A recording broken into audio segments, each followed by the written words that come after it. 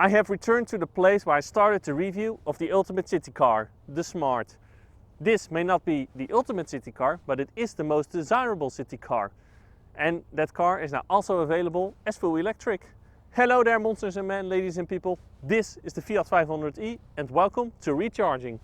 What I said was not completely true, because there has already been an electric version of the Fiat 500. Only that version was only available in California to meet the strict emission regulations. Rumors said that Fiat actually lost thousands of euros with each unit sold. But they want to do that completely different now, because the Fiat 500 that is standing right here is only available as an electric version. So if you want the new Fiat 500 look, you have to buy the electric one, because the internal combustion engine version will keep its old look for now. So what do I think of the looks of the new Fiat 500? Well, where the old one was more of a ladies' car in my opinion, the new one is, well, decide for yourself. I gotta be honest, I quite like it. I mean, the rear of the car looks very similar to that of the outgoing model, but here at the front they got rid of those round headlights that gave it that girly look in my opinion. And as you can see, you now have a split headlight with a daytime running light here in the bonnet. I mean, it really improves the look, and again, I quite like it. Two nice details are though that the daytime running lights, you do expect that if you lift up the bonnet that you will get a hole here, but you actually do not. They are integrated into the bonnet, so that is really nice. And also the sticking out indicators here are a reference to the old Fiat 500. Again, it is a huge improvement and I like it. Of course, you do not buy a Fiat 500 for its space, but can I sit decent enough behind the passenger seat? Well, at least the door is nice and big. Let's slide the seat forward. Getting in is quite easy for me. And I do have some knee room now, but the thing is that the passenger seat is in its most forward position. So if he or she would put their seat backwards, I do not have any knee room. And also my head is touching the roof. Yeah, this space is not made for adults at all. Also, getting out is slightly awkward. But for all the lifestyle parents out there, there is a 3+1 version. What does that mean? On the passenger side, you do get half a suicide door, just like the BMW i3 and Mazda MX-30. So then it is easier to get a child or child seat in or out. And also for all the California girl or man, it is available as convertible. As I said, you do not buy a Fiat 500 for its space, but sometimes you want to put something in the boot anyway. So let's see how much space you have then. The first few things that I noticed while opening the boot though is that, well, the boot opening itself is absolutely huge for such a small car. And the second thing is that this car has the tiniest and cutest boot cover that I have ever seen. I mean, it's almost useless. Anyway, if you open up the boot, what you will see is a boot space of 185 liters. Unfortunately, it is not that big and you have to store your charge cables anywhere, so they also eat up a little bit of space. If you put down the rear seats though, which I cannot do because, well, the front seats are too much backwards. But if you do that, you will get a space of 550 liters. Of course, when you get the convertible, you do have less space with the seats folded down, but you do have the same amount of space with the seats folded up. What all new Fiat 500s have is an electronic door unlocking mechanism. So instead of physically moving the mechanism by pulling the handle, there's actually a button under here that will electronically open the door. And of course there's also a button on the inside to do that. And I think we will see this on more modern cars because, well, the Mustang Mach-E also has this kind of mechanism. I hear you thinking, well, this is an Italian car, what if it breaks? Well, of course by law you need to have an emergency release, and that one is located back here, so no worry. What about the interior here in the front? Well, the Italians can really give it some flair. I do like the look of it, even though it is not always the most intuitive. For example, your drive selectors are here on the dashboard, while your volume knob is here on the center console. Why not the other way around? Anyway, what I do like though is this metallic panel up here that is always in the same color as your car. That is a really nice touch. And what the Italians are really proud of is that this car is made in Torino. Yes, because here where there is your wireless charging pad for your phone, you can see the skyline of Torino. And also here in the door handles there is a classic Fiat 500 and it says made in Torino. Yes, they're really proud of that.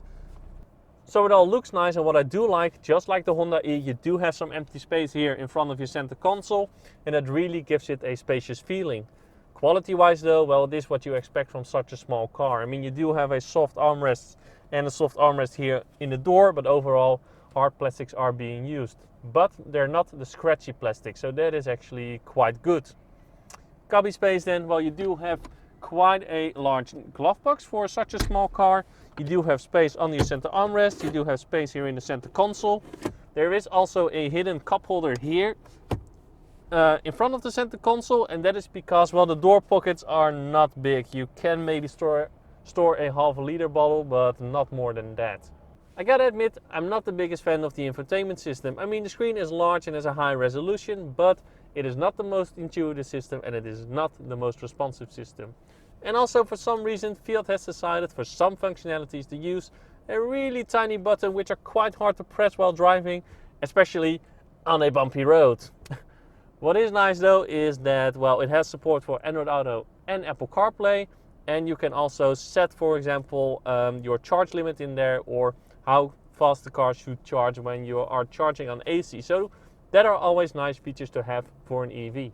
I'm currently driving the Fiat 500 with a larger battery pack, and that version has a 118 horsepower engine with 220 Nm of torque. With that, it can do 0 to 100 in about 9 seconds, and the car is limited to 150 km an hour. That larger battery pack though has a capacity of 42 kilowatt hours, and 37.3 kilowatt hours of that 42 is usable energy. So that's actually quite a large battery pack for such a small car. The claimed WLTP range, according to Fiat, is 315 kilometers for this larger battery pack. So that's actually quite good. Well, I did a range test, and keep in mind, it is winter. It was around 4 degrees Celsius outside, and I managed to get a range of around 215 kilometers. So that is actually not that bad. I mean, in summer, I do expect that you can get 260 to 275 kilometers. And if you want to see the full range test though, click up here and you will go to it. But 260 to 275, I think that's actually pretty good, and that's pretty close to the WLTP range that Fiat claims you can do for this car. I think if you mainly drive around the city, you can probably get even more than that. Then the party doesn't stop there, because I said larger battery pack, so there's also a version with a smaller battery pack. Well, that one has 95 horsepower and can do 0 to 100 in about 9.5 seconds, so there's not a lot of difference there. But that version only has 23.8 kilowatt hours of available energy to you, and the claimed WLTP range according to Fiat is 180 kilometers. So keep in mind, in summer you probably get 150, maybe 160, and in summer, I don't know, 125. So yeah, that version is actually mainly for driving around in and around town, where this one with the larger battery pack, you can actually take that on a longer trip because, well, it has that greater range. As standard, this car only comes with a 3 kilowatt wall plug cable. So what I would recommend you to do is pay a little bit extra, because in the Netherlands it's only 380 euros, and go for the 11 kilowatt charging cable. Because what you then get is this beautiful yellow cable, and then you can charge the car with 11 kilowatts. Keep in mind, this car has a, well, quite a small battery pack, even the larger battery pack. So charging the car with 11 kilowatts, the larger battery pack will take you about 4 hours, and the smaller battery pack only 2.5 hours. So that is pretty quick. What is also pretty quick is the fast charging capabilities of this car, because the smaller battery pack can take up to 50 kilowatts and the larger battery pack can take up to 85 kilowatts. According to Fiat though, charging both cars from 0 to 80% will take about 35 minutes. Well, I did a charging test with the larger battery pack, and this car charged from 8 to 80% in only 25 minutes. I mean, that is really good. That is faster than most other EVs do it. So again, really impressive for such a small car. Driving the Fiat 500, you can notice that this car is mainly designed for driving in and around the city. I mean, the steering is light, which is great for maneuvering in town, but you don't really feel what is going on down there. And that pretty much sums up the whole driving experience I have with this car. It just not gives a lot of feedback to you. The suspension though is comfortable, but because this is a short car with a short wheelbase, it can be a little bit bouncy and fiddly on unsmooth roads. What surprised me though is that this is a quiet car, even though when you drive on higher speeds. And also, even though the steering is light, it holds its course very well when driving on the highway. So taking it on a longer trip, driving wise, it will not get uncomfortable. What may get uncomfortable though are the seats, because well, they just do not give a lot of support, especially on your lower back and side support. It can be improved. It is not that great. What is great though is that the steering wheel is adjustable horizontally and also vertically, and I should not do this while driving, but I do it anyway. And also the seat is properly adjustable, so finding a good driving position is actually very easy in this car. The only thing though that I wished for is that I wish that the seat could just be a little bit lower. I have the feeling I sit just a little bit too high, but besides that, it's not that bad. Electric driving wise though, you cannot determine how much the car should regenerate when you lift your foot off the accelerator. At least not by flippers behind the steering wheel. No, what you do have are 3 drive modes. You have normal mode. In normal mode, when you lift your foot off the accelerator, the car will regen a little but mostly coast. It is like putting your foot off the accelerator in an internal combustion engine car. Then you have range mode, and range mode is basically one pedal driving mode. So the car does really regen when you lift your foot off the accelerator, and the car will come to a complete stop. I really like this mode because it works really well. I always have it in this mode. And then you have a so-called Sherpa mode, which is the really economical mode. The car will turn off the climate control, and that is basically the only thing that it does. I cannot find any other differences. I do not have the feeling that I have less power when I am in Sherpa mode. But when you really need that last kilometers or miles, wherever you live, you can use it. But again, I really like range mode because of the one pedal driving feature. What surprised me though is that all driving and safety features that are common on cars nowadays are also available on this Fiat 500. And I'm surprised by that because, well, those driving and safety features are not common yet on small cars like the Fiat 500. And in general, the system worked actually pretty well. Yeah, I was surprised by it. But I say in general because some systems have some Italian flair. Let me give you 2 examples. The first example, I was doing my range test. I was cruising on the highway in the evening, nothing special. And out of nothing, I got a message in my instrument cluster, hey, your blind spot monitoring sensor is blocked.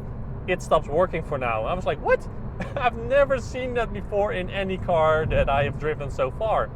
And after a while, it automatically started working again. And then after a while, it stopped working again because the sensor was blocked. I don't even know where the sensor is, and I did not even know it could be blocked. But that happens sometimes. I don't know if it is a bug or a fault in the system. But the second example, I picked up the car. I picked up the car in the morning. The sun was still low on the horizon. And as soon as I steered towards the sun and I was driving towards the sun, so directly towards the sun, I got a message in my instrument cluster that the adaptive cruise control, the adaptive function, and that the front collision warning stopped working because, well, I think because the sun was shining too much in the camera that it is using, it stopped working. Again, I've never seen that on any car before that I have driven. And as soon as I steered away from the sun, the system turned on again. Really strange. Those little things, I'm like, are those bugs? Are those just faults in the system? I don't know. But again, it's probably Italian flair. What do I think of the new Fiat 500 electric? Well, personally, I like it. I think it is a good electric car. But the formula hasn't changed. So that means it is still a small car that is quite expensive. But that formula hasn't stopped people from buying the internal combustion engine version, and I cannot think of a reason why it should stop people from buying the new electric one. So that was it. I hope you liked it, and if you did, please give a like and do subscribe. If you did not, please leave a comment below to see what I can improve. And then I would like to say now, thank you a lot for watching, and as always, to be continued.